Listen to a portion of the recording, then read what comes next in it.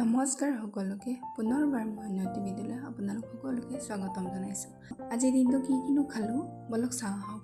ইয়াৰ প্ৰথমতে মই আৰু ভণ্টিয়ে খাবলৈ কাটি ল'লোঁ পাইনাপল, আৰু এতিয়া আমি দিনৰ চব্জি বনাবলৈ ৰেডি কৰিছোঁ। এয়া মই কাটি আছোঁ পিঁয়াজ, নহৰু, বিলাহী, যিমান যি চব্জিৰ কাৰণে প্ৰয়োজনীয় সামগ্ৰীসমূহ মই প্ৰথমতে কাটি লৈছোঁ।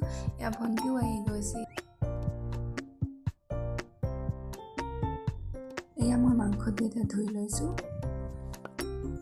এতিয়া কেৰাহী পাতি দিছোঁ। কেৰাহী গৰম হ'ব দি তেল ঢালি ল'লোঁ। লগতে মই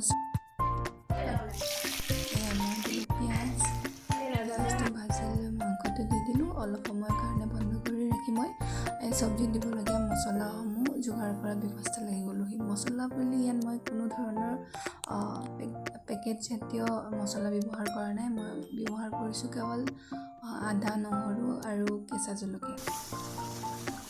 এয়া আপোনালোকে চাব পাৰিছে মাংস আমাৰ বনাই হৈ গ'লহি। এতিয়া মই বনাব লৈছোঁ চালাডৰ কাৰণে মই লৈছোঁ তিয়ঁহ, বন্ধাকবি, পিঁয়াজ এটুকুৰা আৰু গাজৰ এটুকুৰা, লগতে লৈছোঁ মই এটা জলফাই। এয়া সকলোবিলাক মই সৰুকৈ কাটি ল'লোঁ। তাৰপিছত নিমখ, কেঁচা জলকীয়া দি সানি ল'লোঁ। তাৰপিছত মোৰ চালাড বনাই হৈ গ'ল।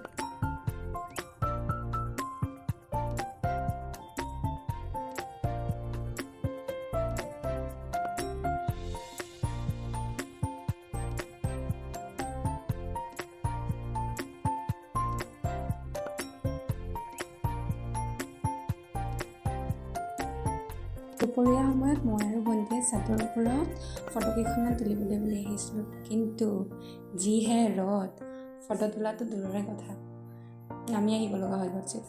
এয়া চাওক, মই আৰু ভণ্টিয়ে নামি আহিছোঁগৈ। তেতিয়াই আমি খিৰিকীৰ পৰা ওলাই দেখিলোঁ যে এইফালে আপোনালোকে দেখিব পাৰিছে ইমান ধুনীয়াকৈ গছবিলাক, তামোলৰ গছবিলাক বিশেষকৈ ইমান ধুনীয়াকৈ ডাঙৰ হৈ আছে। তাকে চাই মেলি আমি তলত নামি আহিলোঁ। ভণ্টি আৰু মই ডিচাইড কৰিলোঁ যে আজি ৰাতি আমি ভাত নাখাওঁ, ৰুটিয়ে খাম বুলি। তাৰে আমি বনোৱাৰ ব্যৱস্থাত এতিয়া আমি লাগি গৈছোঁহি। মই বাৰু ৰুটি বেলা নাছিলোঁ, ভণ্টিয়ে বেলিলে।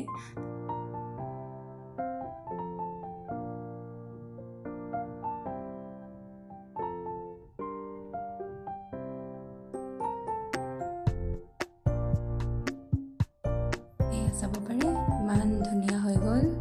এয়া আমি বেছি বনোৱা নাই, আমি 4খন বনাইছোঁ, দুখনকৈ খাব পৰাকৈ।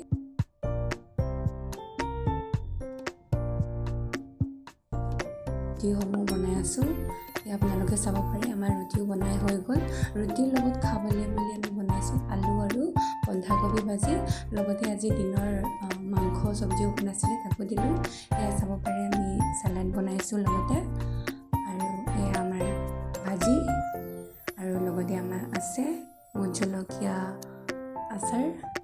চ' এই আছিলে আমাৰ আজিৰ